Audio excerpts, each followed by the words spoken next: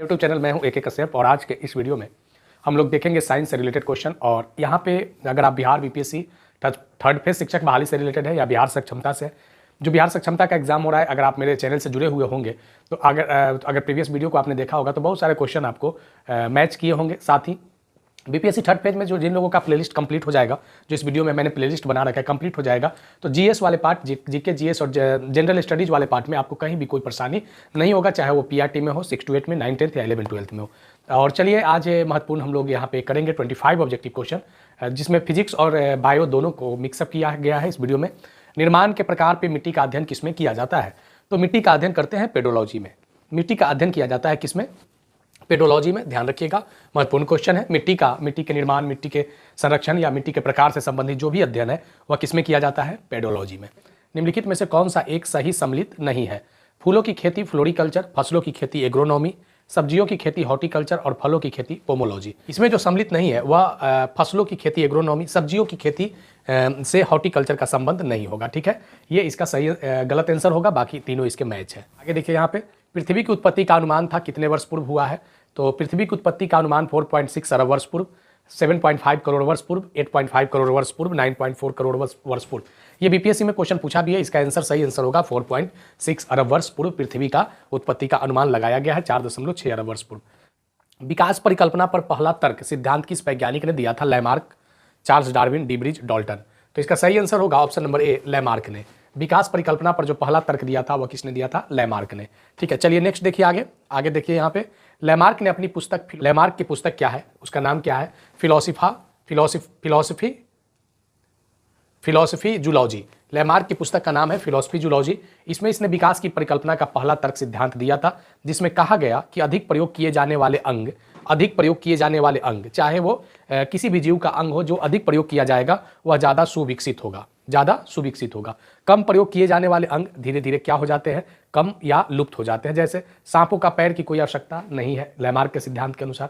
जैसे हम लोग की अंगुली में, फिंगर में जो ये छोटी अंगुली है, इसका उपयोग जो होता है अन्य अंगुलियों की अपेक्षा कम होता है।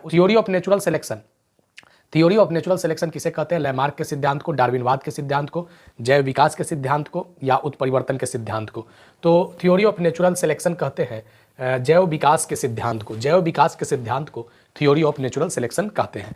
ये जो डार्विनवाद के सिद्धांत के कुछ मुख्य तत्व, इस प्रकार जीवों में प्रचुर संतान उत्पत्ति, ओवर प्रोडक्शन की क्षमता होती है। इसी से रिलेटेड क्या हुआ है, जो जैव विकास का सिद्धांत आया है, ये जैव विकास का सिद्धांत किससे है? ओवर प्रोडक्शन से। इसमें संतान उत्पत्ति की जीवों में काफ़ी ज़्यादा प्रचुर मात्रा में उसका क्या होता है? क्षमता होता है। यानी डार्विनवाद सिद्धांत में कुछ मुख्य तत्व इस प्रकार है कि जीवों में प्रचुर संतान उत्पत्ति यानी ओवर प्रोडक्शन। दूसरा कहता है स्ट्रगल फॉर एग्जिस्टेंस, जीवन संघर्ष के लिए, जीवों में जीवन संघर्ष के लिए। जैसे अगर ह्यूमन की बात करें या अन्य जीवों की भी बात करें, तो वे लोग अपने पूरे जीवन में, ऐसा कोई जीव नहीं है कि जो जन्म लेने के बाद उसे जीवन संघर्ष न करना पड़े। तो यह भी एक सिद्धांत है किसका? डार्विन का। और पहला सिद्धांत क्या था? ओवर प्रोडक्शन का सिद्धांत था, बच्चे पैदा करने का सिद्धांत। तीसरा क्या कहता है?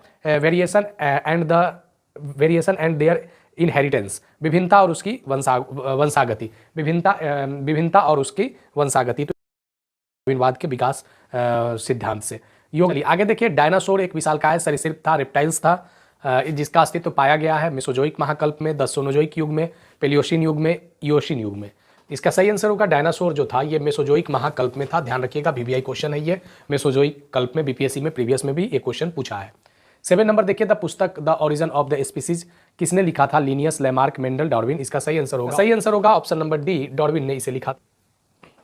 निम्नलिखित में से कौन प्राचीन गैस पृथ्वी के प्राचीन मंडल में अनुपस्थित है? दिए हुए ऑप्शन के आधार पर पृथ्वी के प्राचीन मंडल में कौन सा गैस अनुपस्थित था? अमोनिया, ऑक्सीजन, कार्बन डाइऑक्साइड या हाइड्रोजन। तो इसका सही आंसर हो जाएगा ऑप्शन नंबर बी, ऑक्सीजन जो था वो अनुपस्थित था।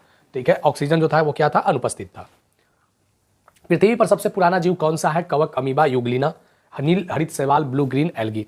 तो सबसे जो पुराना जीव है वो ब्लू ग्रीन एल्गी है, नील हरित शैवाल है।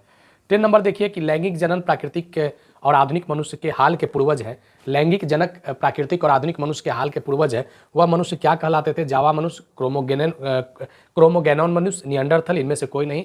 तो जो सबसे अभी जो लैंगिक जनन में जो प्राकृतिक और आधुनिक मनुष्य के जो हाल के पूर्वज है, उनका नाम है क्रोमोगेनॉन मनुष्य। क्या नाम है? क्रोमोगेनॉन मनुष्य। 11 नंबर देखिए कि निम्नलिखित में से किस गैस का प्रतिशत आयतन वायुमंडल में सबसे कम है argon, carbon dioxide, nitrogen, oxygen. देखिए किसी गैस का आयतन पे जब अगर आप आते हैं तो वो ऑप्शन के आधार पर भी सबसे जो कम है वह कौन सा है आयतन के आधार पर, कार्बन डाइऑक्साइड है। ठीक है, यहाँ पे एक बात को ध्यान रखिएगा, यहाँ पे जो सबसे ज़्यादा आयतन के आधार पर वायुमंडल में जो गैस है वह कौन है, नाइट्रोजन है। कौन है, नाइट्रोजन है। ध्यान रखिएगा वायुमंडल में सबसे ज़्यादा नाइट्रोजन है और सबसे कम कार्बन डाइऑक्साइड हो गया। मलेरिया से प्रभावित होने वाला अंग प्लिया यानी स्प्लीन, फेफड़ा, गुर्दा, लीवर। देखिए ये मलेरिया से प्रभावित होने वाले में फेफड़ा और लीवर भी आता है, लेकिन मुख्य रूप से इसमें जो स्प्लीन जो होता है वह प्रभावित होता है प्लीहा। ठीक है, प्लीहा। और मलेरिया किससे होता है, मादा एनोफिलीज मच्छर के काटने से होता है। चलिए नेक्स्ट देखिए, आगे देखते हैं। हाइड्रोजन परमाणु सिद्धांत का आधार इनमें से बना है आर्किमिडीज के सिद्धांत के आधार पर, रदरफोर्ड के आधार पर, परिकीर्णन प्रयोग के आधार पर या न्यूटन के द्वितीय गति नियम के आधार पर।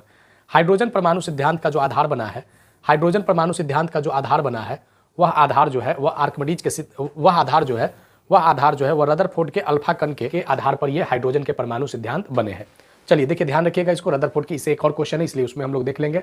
अर्नेस्ट रदरफोर्ड के द्वारा व्याख्या में जरा देखिए, अर्नेस्ट रदरफोर्ड के द्वारा वर्ष 1911 में सोने के एक फाइल्स पे, सोने के एक पट्टिका पे एक प्रयोग किया गया जिसमें अल्फा कण के परिकीर्णन का प्रयोग के परिणाम में परमाणु के नाभिक में यह मॉडल को स्थापित किया गया। यहाँ पे कि हाइड्रोजन परमाणु सिद्धांत इसका क्या बना है, आधार बना है। निम्नलिखित भौतिकवादों में प्रमुख योगदान जिनमें से एक मिलान गलत है। जड़त्व का नियम गैलीलियो गैलीली। इसमें से क्वेश्चन देखिए जरा 14 नंबर कि निम्नलिखित भौतिक विदों में से प्रमुख योगदान इनमें से एक मिलान गलत है। जड़त्व का नियम गैलीलियो गैलीली। गुरुत्वाकर्षण का सार्वत्रिक नियम आइजक न्यूटन। विद्युत चुंबकीय प्रेरण का नियम माइकल फैराडे। लघु रेडियो तरंग जे थॉमसन। डी जो आप देख रहे हैं लघु रेडियो तरंग, ये गलत है। लघु रेडियो तरंग का जे थॉमसन नहीं होंगे, बशर्ते जो लॉ ऑफ इनर्शिया जड़त्व का नियम गैलीलियो गैलीली का ही है। न्यूटन के प्रथम गति नियम को भी जड़त्व का नियम कहा जाने लगा है। गुरुत्वाकर्षण के सार्वत्रिक नियम आइजक न्यूटन का और विद्युत चुंबकीय जो प्रेरण का सिद्धांत है वो माइकल फैराडे का। देखिए यहाँ पे लघु रेडियो तरंग जगदीश चंद्र बसु भारतीय वैज्ञानिक है, इन्होंने लघु रेडियो तरंग का आविष्कार किया था। अपेक्षता का सिद्धांत किस वैज्ञानिक ने दिया था, यहाँ पे इस क्वेश्चन को जरा देखिए। अपेक्षता का सिद्धांत Albert Einstein, Ernest Rutherford, Chandrashekhar Venkataraman, Edwin Hubble. इसका सही आंसर हो जाएगा अल्बर्ट आइंस्टीन ने अपेक्षता का सिद्धांत दिया था।